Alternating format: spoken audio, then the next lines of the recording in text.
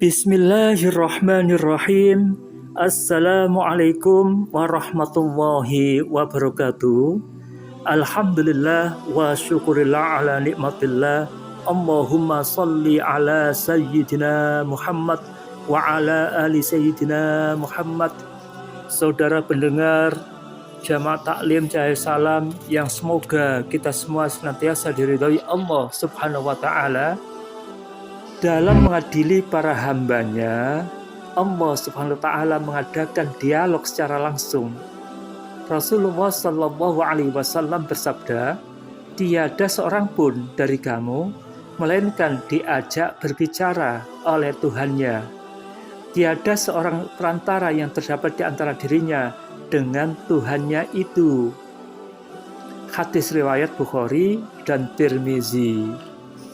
Lalu, perbuatan orang yang beriman apakah yang pertama kali diperiksa? Yang diperiksa pertama kali dari amal perbuatan umat manusia adalah tentang sholatnya. Rasulullah Shallallahu Alaihi Wasallam menuturkan bahwa amal umat manusia yang pertama kali diperiksa, dihisab adalah sholatnya.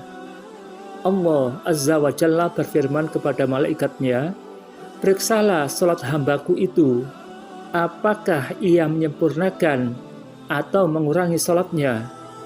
Jika sholatnya benar-benar sempurna, maka catatlah dengan sempurna. Apabila ibadah sholatnya masih ada kekurangannya, walaupun sedikit, Allah berfirman, cobalah periksa lagi, apakah hambaku ini memiliki amalan sholat sunnah. Apabila ada, maka sempurnakan saja kekurangan sholat fardunya dengan sholat sunnahnya." Hadis riwayat Imam Abu Dawud dan Imam Tirmizi. Pemeriksaan amal perbuatan manusia yang lainnya juga seperti itu. Tamim Al-Dari memberitakan, Rasulullah Shallallahu Alaihi Wasallam bersabda, selanjutnya amalan-amalan yang lain dihisab dengan cara seperti itu. Hadis riwayat Ibnu Majah. Namun, dalam riwayat yang lain lagi ditegaskan bahwa jika sholat manusia itu baik, maka dinilai baik pula amal perbuatannya yang lain. Sesuai sabda Rasulullah Shallallahu Alaihi Wasallam, amalan yang pertama diperiksa dari seorang hamba pada hari kiamat adalah sholat. Apabila sholatnya baik, maka dianggap baik pula seluruh amal perbuatannya yang lain. Sebaliknya, jika sholatnya jelek, maka jeleklah atau rusaklah seluruh amal perbuatannya yang lain. Hadis riwayat Tabrani. Mengapa jika sholat seorang baik, maka dianggap baik pula seluruh amal perbuatannya yang lain? Apakah keistimewaan ibadah sholat dibandingkan dengan ibadah lainnya? Tidak lain, karena sholat merupakan tiang agama dan wasiat terakhir Rasulullah Shallallahu Alaihi Wasallam kepada seluruh umatnya. Selain itu, jika seseorang mengerjakan sholat 5 waktu secara benar, sesuai dengan syarat rukunnya, dan semata-mata karena Allah Subhanahu wa taala, maka sholat itu menjadikannya seorang yang semakin taat dan tawakal kepadanya. Ketaatan dan ketawakalan kepada Allah Subhanahu wa taala akan melahirkan perilaku terpuji. Sebab orang yang taat kepada Allah Subhanahu wa taala pasti selalu menjalankan segala perintahnya serta menjauhi seluruh larangannya. Dengan demikian, hubungannya dengan Allah Subhanahu wa taala terjalin dengan baik. Hubungannya dengan sama manusia juga berjalan dengan baik. Kesimpulannya, orang yang sholat semata-mata mencari ridho Allah Subhanahu wa taala, maka dia tidak hanya saleh secara ritual, melainkan juga saleh secara sosial. Dengan demikian, jika ada orang yang sholat namun masih suka hura-hura, menjelek-jelekan orang lain, pamer, sombong, dan melakukan perbuatan tercela lainnya, maka sholatnya belum sesuai dengan yang dikehendaki oleh syariat Islam.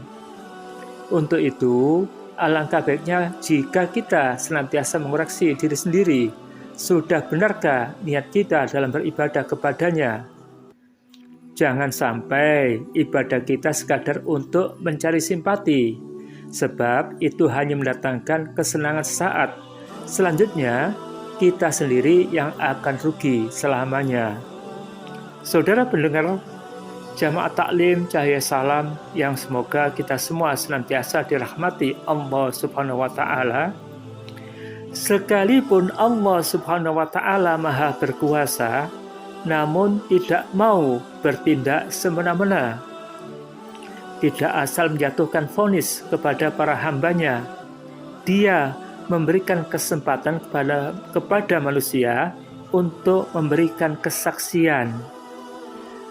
Dia berfirman, pada hari itu diberitakan kepada manusia apa yang telah dikerjakannya dan apa yang dilalaikannya. Quran Surat Al-Qiyamah ayat 13. Setelah seorang hamba meneliti kitab catatan amalnya semasa hidup di dunia, Allah Subhanahu wa Ta'ala bertanya, benarkah semua itu engkau yang melakukannya? Orang yang sedang diadili itu mengelak, aku tidak tahu, wahai Tuhanku. Lalu Allah berkata, para malaikatku yang mencatat semua amalmu, sedang engkau pada waktu itu dalam keadaan lalai dan tidak sadar.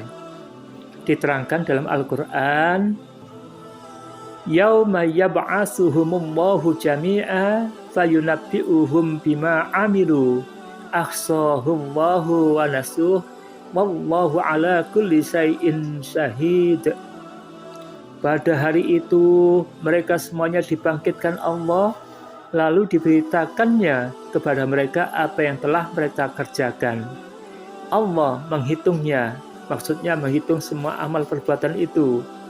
Meskipun mereka telah melupakannya, dan Allah Maha menyaksikan segala sesuatu.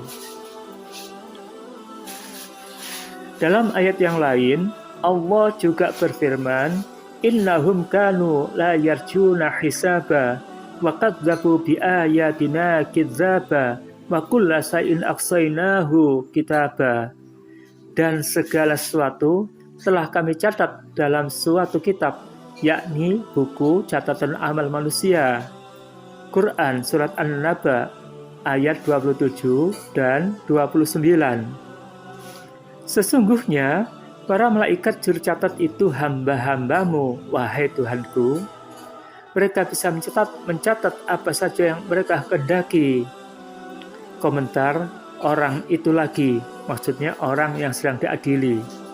Hanya Engkaulah Tuhanku, hakim yang tidak menerima suatu pengaduan selain dengan bukti yang nyata. Mendengar sangkalan dari orang yang diadili itu, Allah berfirman, wahai hambaku, kalau begitu siapakah yang harus menjadi saksi? Padahal semua malaikat itu hamba-hambaku, dan engkau telah menolak semua catatannya. Orang yang diadili itu terdiam. Lalu Allah bertanya, bagaimana jika aku perintahkan anggota badanmu menjadi saksi? Maukah engkau menerima atau mengakui kesaksiannya? Hamba yang diperiksa itu berkata, baiklah Tuhanku. Lalu Allah berfirman kepada lidah sang hamba, wahai lidah, dengan kuasaku bicaralah, dan janganlah engkau berkata melainkan yang benar. Atas kehendak Allah, lidah sang hamba itu menceritakan segala sesuatu yang pernah dilakukannya selama hidup di dunia, baik yang terpuji maupun yang tercela. Inilah bukti kebenaran firman Allah Subhanahu wa Ta'ala. Lidah, tangan, dan kaki mereka menjadi saksi atas mereka terhadap apa yang dulu mereka kerjakan. Quran Surat An-Nur ayat 24. Mendengar kesaksian yang diberikan oleh lidahnya, sang hamba mengajukan keberatan. Wahai Tuhanku, Engkau mengetahui bahwa lidahku adalah musuhku sewaktu di dunia. Dosa-dosaku terjadi karena kelancangannya. Karena itulah aku tidak bisa menerima kesaksiannya. Dan Engkau adalah hakim yang maha adil, yang tidak bisa menerima kesaksian seorang musuh terhadap musuhnya. Akhirnya seluruh anggota badan sang hamba memberikan kesaksian. Dalam Al-Quran ditegaskan, Allah berfirman, pada hari ini kami tutup mulut mereka dan tangan mereka akan berkata kepada kami, dan kaki mereka akan memberikan kesaksian terhadap apa yang dahulu mereka kerjakan. Quran Surat Yasin ayat 65. Dikatakan juga, balil insanu ala nafsihi basyirah walau alqa ma'adzirah. Bahkan manusia menjadi saksi atas dirinya sendiri, dan meskipun dia mengemukakan alasan-alasannya. Lalu Allah berfirman, baiklah kalau begitu, sekarang aku meminta kesaksian dari kedua tanganmu. Atas izinnya, seketika kedua tangan si hamba itu mengungkapkan semua yang telah dilakukannya selama di dunia. Setelah mendengar kesaksian kedua tangannya, sang hamba itu kembali protes. Ia katakan bahwa menurut ketentuan Rasulullah SAW, satu saksi tidaklah cukup, maka harus ada saksi kedua yang menguatkannya. Dalam hal ini, kedua tangan memang terhitung satu saksi. Untuk kesekian kalinya, Allah Subhanahu wa Ta'ala yang Maha Pengasih lagi Maha Penyayang menerima protes keberatannya. Lantas dimintalah kedua kaki sang hamba berbicara. Atas izinnya, kedua kaki sang hamba itu mengungkapkan seluruh perbuatannya selama hidup di dunia. Usai menyimak keterangan yang diberikan oleh kedua kakinya, sejenak sang hamba terdiam heran. Kemudian kulitnya pun diminta memberikan kesaksian, dan akhirnya ia menyalahkan kulitnya. Al-Quran menerangkan, mereka berkata kepada kulit mereka, mengapa kamu menjadi saksi bagi kami? Kulit mereka menjawab, yang menjadikan kami dapat berbicara adalah Allah, yang juga menjadikan segala sesuatu dapat berbicara. Quran Surat Fussilat ayat 21. Kalau seluruh anggota tubuh sudah memberikan pengakuan, sang hamba hanya bisa terdiam, pasrah akan ganjaran yang bakal diterimanya, karena membantah sudah tiada guna. Seluruh maksiat dan kezaliman yang pernah ia lakukan telah diungkapkan dengan gamblang oleh anggota badannya sendiri. Dalam keadaan demikian, sang hamba yang diperiksa itu hanya berharap semoga amal ibadah dan kebaikan yang pernah dilakukannya dapat menutupi segala kesalahan dan dosa-dosanya. Manakah yang lebih besar, amal kebaikan ataukah dosa-dosanya? Jika amal kebaikan dan ibadah lebih besar, tentu Allah memutuskan agar sang hamba masuk surga.